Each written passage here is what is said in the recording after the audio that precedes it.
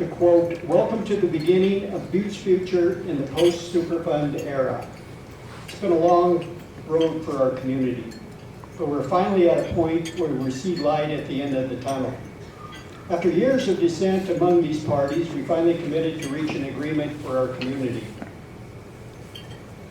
When this process began, there were three principles that were non-negotiable for Butte Superfund. One, an agreement must do right by the resource in terms of protecting human health and protecting our surface waters and environment from further degradation. Number two, an agreement must protect taxpayers' pocketbook and insulate them from costs of the cleanup. Number three, an agreement must ensure the cleanup supports future land uses beneficial to the public. We are proud to stand up and say that we are confident that the scope of work and the related provisions contained in the proposed consent decree agreement will meet those three principles. Do right by the resource, both human and natural. And do right by the taxpayer. And do right by the development of our community. That the consent decree itself, this is the legal instrument that is in fact the consent decree. That's got some 156 pages.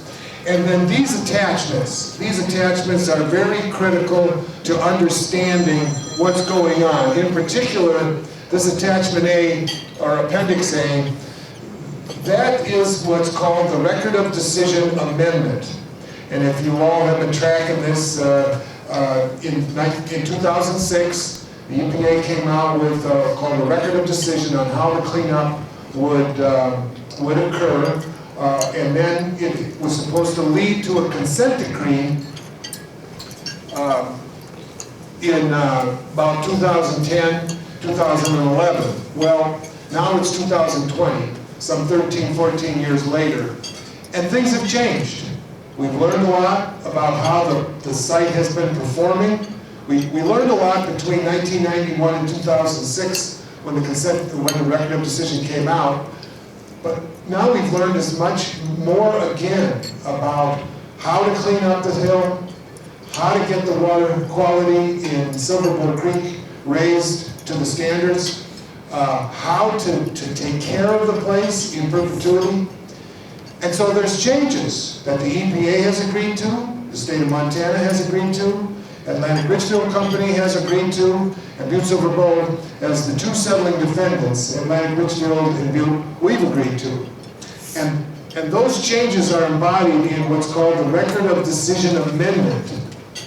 And I think that's a testament also to all the public input that we've received in these 13 years. Compliments, I think, are in order for just getting this far.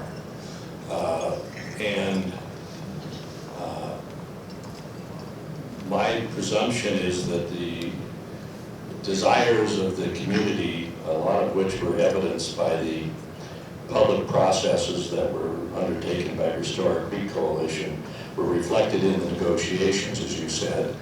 And I think there's compliments to be given for a couple major things that are in the CD and the ROD changes. One being the removal of the tailings. That was, as you know, the Restore Creek Coalition's mission was to remove tailings, restore creek, and have amenities that took that center of Butte and did something good with it for the community. And I must say I was pleasantly surprised when ARCO agreed to remove the tailings because they'd been adamant about not removing the tailings. And so I'm assuming you leveraged that in the discussions, and that's very good.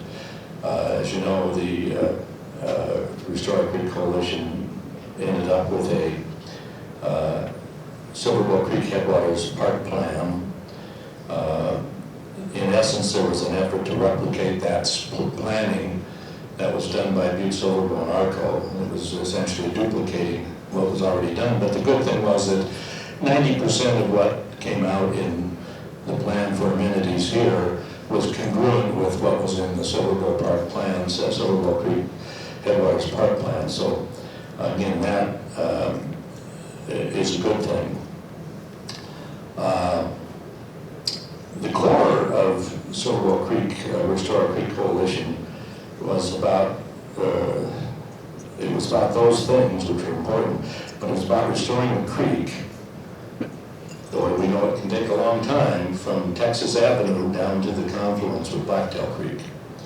So while there's a lot of compliments for what's in the document, I have some concern about what's not in the document. EPA, to their credit, ended up funding a review of whether or not a restored Silverbill Creek could be done in a manner that was that the remedy did not interfere with the future restoration. And Restore Creek Coalition started requesting that back in late 2018, and did not receive any financing to have that done until the fall of 2019, almost a year later. And the analysis proved to be positive. But part of what was requested by Restore Creek Coalition was some evidence inside the CD and the documents that there was a commitment to actually making it happen, actually making restoration happen. Not that it would not be precluded, but that it would happen. The Restore Creek Coalition requested that the CD include language in it about restoring the creek, that the CD have attachments to it that demonstrated how that could be done. None of that is in the CD. It's not in the CD. In fact, other than the Silverbill Creek west of Montana Street in the Butte reduction area, you talk about Silverbill Creek there, but you don't see the word creek occur in terms of anything inside the CD for east of Montana Street, and particularly, above Casey Street as well, all the way behind the Civic Center. Now, to Arco's credit, again, working mainly with Josh, they've set aside some reserve space in the Diggings East and the North Side Tailings, some reserve land in which it represents a potential corridor for a future creek. And I credit them for that. They did a good job of doing that. If you look at the documents, however, the word creek doesn't appear. When they do manage to even discuss what might be in that reserve land, they use the words water feature. Okay? So if you stay in this stuff long enough, you know that that verbal commitments don't mean much. When things are going to take 30 years, and these are going to take another 10, 15, 20 years, people are going to change on the council, people are going to change who are working for ARCO. Some of us are not even going to be here. We've been working on this for a long time. So it's important that things be committed to in writing and have some legal basis for some feeling that something's going to happen. Now, John mentioned, and it's true, that there's some money being set aside in a trust fund, although I must say it's hard to find any of this inside the documents, and I'm going to be sending a request saying, show me where I can find the language on this, because I'm going cross-eyed looking for it. But nonetheless, there is a trust fund, which was one of the things we wanted to see happen, and that trust fund is to be used for the Blacktail Creek burn and restoration, to restore some of the monies that were, the second phase of monies that were done from NRD sources to finish the Parrot tailings and to kind of repay that. And then Patrick Holmes, the representative of the governor the other day, made the point that there was going to be $1 million of that set aside for a creek. Well, yeah, but guess what? It's not in the CD. It's not in the CD. That commitment is not by the parties. That commitment is a verbal commitment from the governor who has to implement it outside of the CD. I asked Patrick specifically about that. He says, we're going to do that. So you can see that the CD itself hardly tips the hat toward the restoration of the creek from Texas Avenue down to the confluence with Blacktail Creek. Now this is a long and complicated and difficult thing, and it's been priced out by the study by Water Environmental Technologies. It's maybe costing from anywhere from $9 to $14 million, $9 to $15 million. There's no recognition of that whatsoever in the CD. There's a set aside of reserve land, okay, but that's about it. And then you get above Casey Street, and there's no talk about connecting the area above Casey Street where the pair of tailings are, running down there and having a creek flow where the creek was, or a variation on that. It's not in the CD.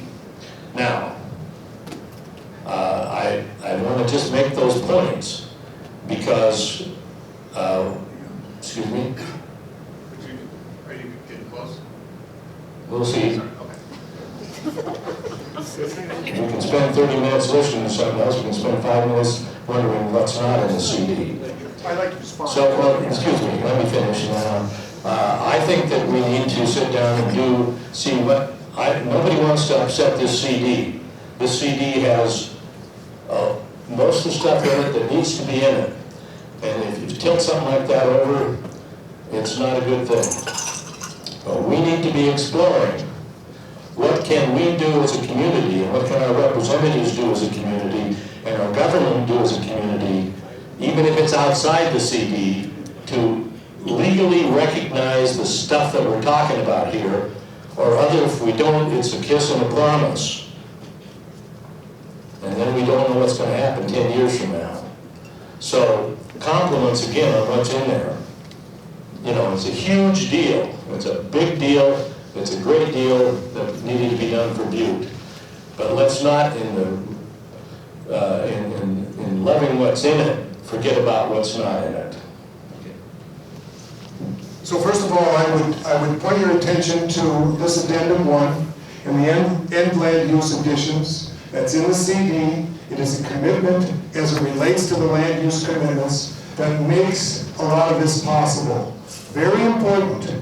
I also turn your attention to section 20, paragraph 20, I think it is, or 21 in the CD, where it says that there shall be a $20.5 million payment from the Atlantic Richfield Company to the state of Montana to perform this act, to fix this section of Blacktail Creek. Very important.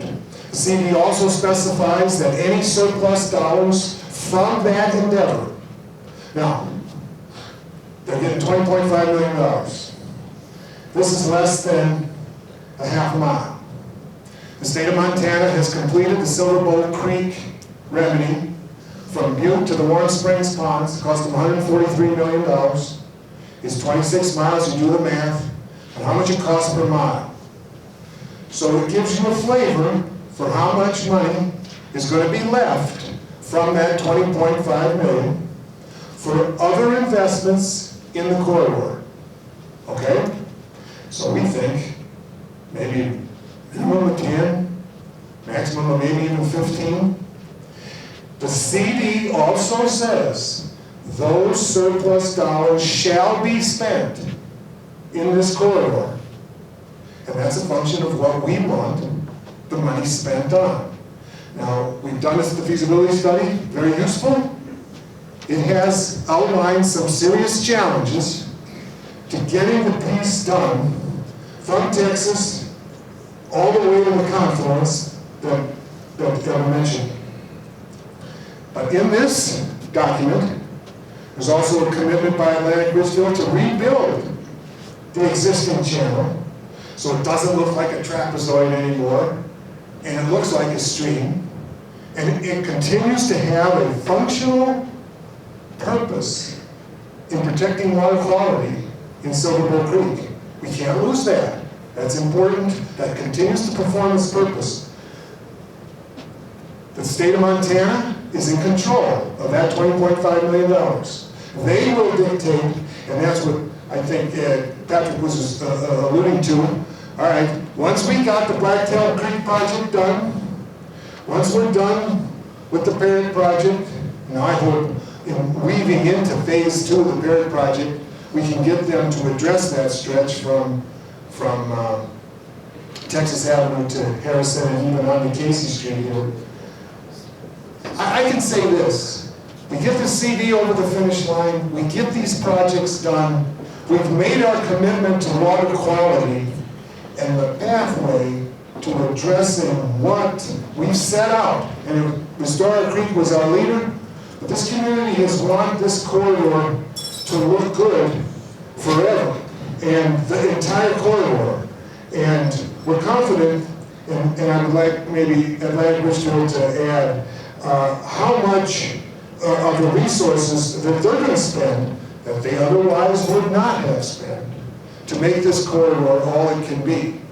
So, acknowledging the reality that we don't have a guarantee on certain sections, we do have a guarantee that a lot of this work that is aesthetic and end land use driven will get done to complement the remedy that otherwise would not have gotten done. So we're not there yet, but we will get there.